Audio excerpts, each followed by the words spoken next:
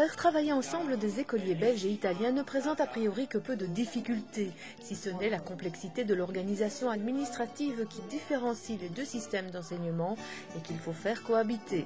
Certes, un enfant c'est un enfant, mais derrière les bancs d'école sur lesquels viennent s'user les fonds de culotte, les différences sont assez notables. Vu de Belgique, le système italien est assez simple. En effet, en Italie, on organise presque exclusivement qu'un enseignement public. Très peu d'écoles privées ou confessionnelles. Ces écoles privées n'ont d'ailleurs pas bonne réputation puisqu'elles acceptent souvent les étudiants ayant échoué dans le secteur public.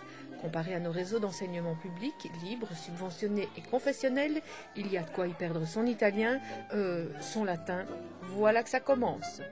Il y a des petites différences. Alors ici, il y a le niveau, c'est l'école maternelle qui va de 3 ans à 6 ans, et puis l'école primaire de 6 ans jusqu'à 5 années d'école primaire, jusqu'à 10 ans à 11 ans. Et puis on a le collège, maintenant il s'appelle l'école secondaire de premier degré, 3 ans. Et c'est de 11 à 14. Et puis on a le lycée ou l'école technique de 14 jusqu'à 18 ans. Et en Italie, l'école obligatoire, c'est jusqu'à 16 ans. En Italie, les vacances d'été durent 3 mois, du 10 juin au 10 septembre. Météo oblige.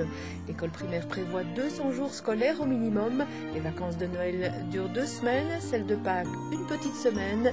Rien à la Toussaint ni au carnaval. Les petits de primaire vont à l'école de 8h à 16h, parfois aussi le samedi. La règle générale reste toutefois 30 heures par semaine à répartir sur 6 jours. Dans les collèges et les lycées, on a cours tous les jours du lundi au samedi jusqu'à 13h, mais grâce à une certaine autonomie scolaire, des établissements ont réorganisé les horaires pour libérer les samedis ou accorder une semaine en février-mars. Et puis comme un peu partout, la crise économique est passée par là et vous allez le voir, enseignants belges et enseignants italiens de là-bas, même combat. Maintenant, à cause de la crise économique, on ne pense pas à la didactique et la pédagogie, on pense de réduire le personnel. Et puis, comme vous savez, l'Italie, c'était un des premiers pays en Europe qui a intégré les handicapés. Nous, on a tous les graves handicapés dans la classe. Si on va augmenter beaucoup le numéro des élèves, le nombre des élèves, on ne peut pas aider beaucoup les enfants qui ont des problèmes, les enfants qui viennent d'ailleurs, qui ne parlent pas italien. Alors maintenant, il ne faut pas réduire les heures d'école, il ne faut pas réduire le personnel, c'est ça. Un des grands défis à relever par le système d'éducation publique italien, c'est la réorganisation du système d'embauche des enseignants qui est d'une complexité rare.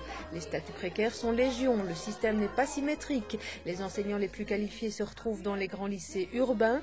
Les principes de mérite et d'équité ne sont pas toujours appliqués.